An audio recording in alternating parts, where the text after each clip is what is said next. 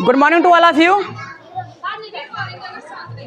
सर्वप्रथम यहाँ पर उपस्थित आदरणीय मुख्य अतिथि प्रबंधक महोदय, प्रधानाचार्य महोदय एवं विद्यालय के हमारे समस्त शिक्षकगण को एवं विद्यालय प्रांगण में उपस्थित हुए सभी अभिभावकों को तथा विद्यालय प्रांगण में हमारे सामने बैठे हुए प्यारे प्यारे बच्चों को आज मैं इस विद्यालय के माध्यम से आप सबको 78वें स्वतंत्रता दिवस के पावन अवसर पर ढेर सारी हार्दिक शुभकामनाएं देता हूं।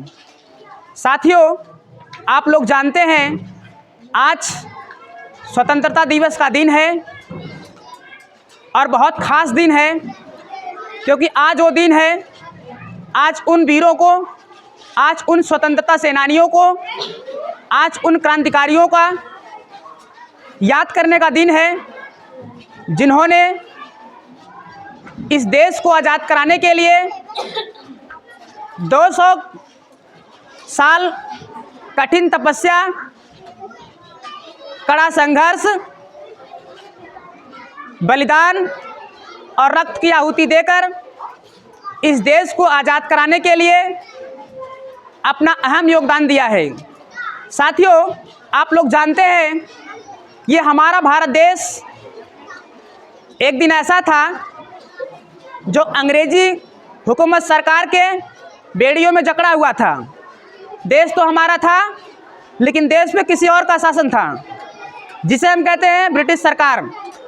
साथियों, हमारे देश के अंदर एक समय ऐसा था जो हमारा देश सोने की चिड़िया कहलाता था।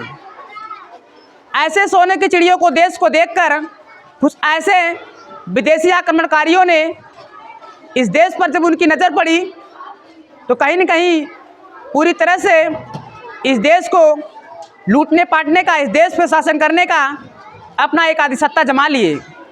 तो साथियों, इस देश को आज़ाद कराने के लिए ऐसे हमारे भारत देश के बहुत सारे क्रांतिकारी नेता, बहुत सारे वीर जवान, बहुत सारे स्वतंत्रता सेनानी, बहुत सारे सैनिकों ने अपने मन में एक दृढ़ संकल्प ले लिए कि चाहे कुछ भी हो जाए, लेकिन इस देश को हम आज़ाद करा के ही रहेंगे। तो साथियों, मैं बताना चाहता हूँ, सबसे पहले इस भारत देश की लड़ाई 1757 से स्टार्ट हुई, जिसे हम स्वतंत्रता सेनानी भी कहते हैं। और दोस्तों, 1757 की वो लड़ाई है जिसे हम प्लासी की युद्ध बंगाल से जानते हैं। बंगाल से हमारी 1757 की लड़ाई स्टार्ट हुई और ये लड़ाई हमारी 100 साल तक चली, जो लड़ाई पहुंची हमारी 1857 तक, जिसको हम बोलते हैं स्वतंत्रता संग्राम। तो दोस्तों, ये स्वतंत्रता संग्राम की वो लड़ाई है जो 1857 से सिपाही विद्रोह से स्टार्ट हुई है। जो सिपाही विद्रोह हमारा स्टार्ट हुआ था वो आपका मेरठ जिले से स्टार्ट हुआ था।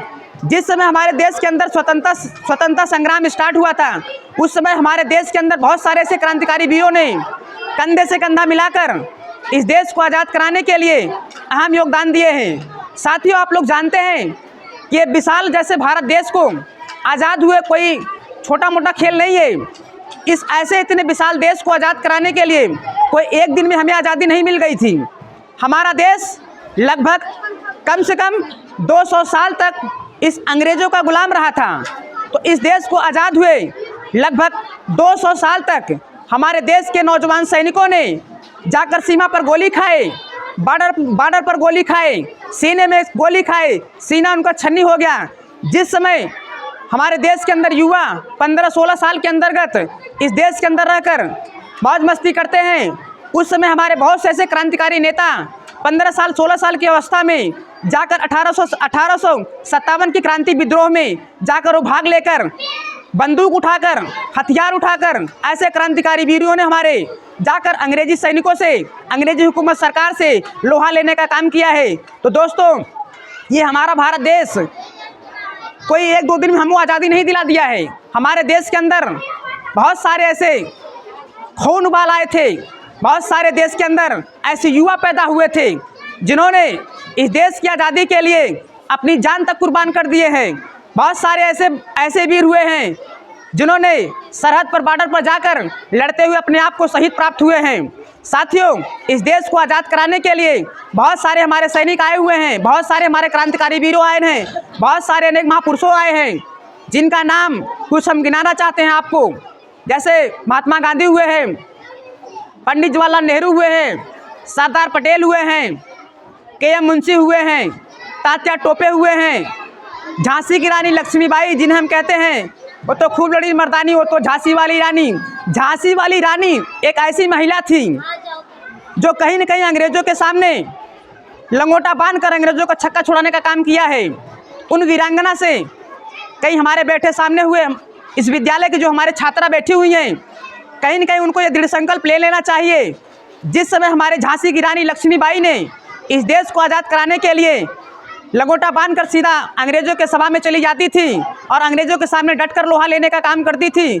इस हमारे बैठे यहाँ तमाम ऐसे हमारे छात्रा जो बैठी हैं, उनके अपने दिल में दिमाग में ये दृढ़ संकल्प ले लेना चाहिए।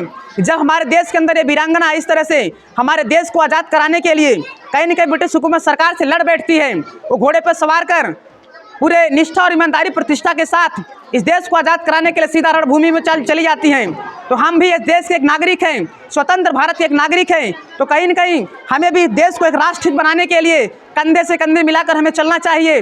क्योंकि अगर हम जैसे युवा साथी, हम जैसे नौजवान साथी अगर कंधे से कंधा मिलाकर नहीं चलेंगे तो देश तो हमारा आज़ाद हो गया है। आज हमारा देश 78 साल का खुशियाँ मना रहा है। देश हमारा 200 साल तक अंग्रेजों का गुलाम था।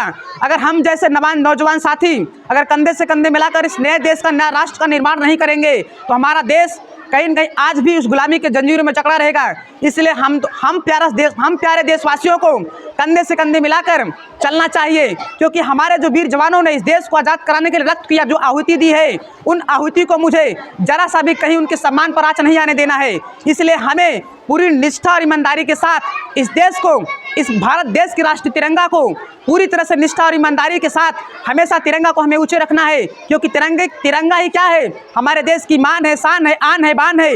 इसलिए हम तिरंगे को कभी झुकने नहीं देंगे। साथियों, मैं ज़्यादा कुछ नहीं कहूँगा। अभी हमारे भी कुछ वक्तागण साथी, हमारे भी कुछ शिक्षकगण यहाँ बैठे हुए हैं। मैं 2 लाइन कहकर अपनी बात को समाप्त करना चाहूँगा कि जो अब तक खौला वो खून नहीं पानी था, जो अब तक खौला वो खून नहीं वो पानी था, जो खून एक देश के काम ना सके वो बेकार जवानी है। इसी के बाद मैं अपनी वाणी को विराम देता हूँ। जय हिंद, जय भारत। ठीक है, ऐसे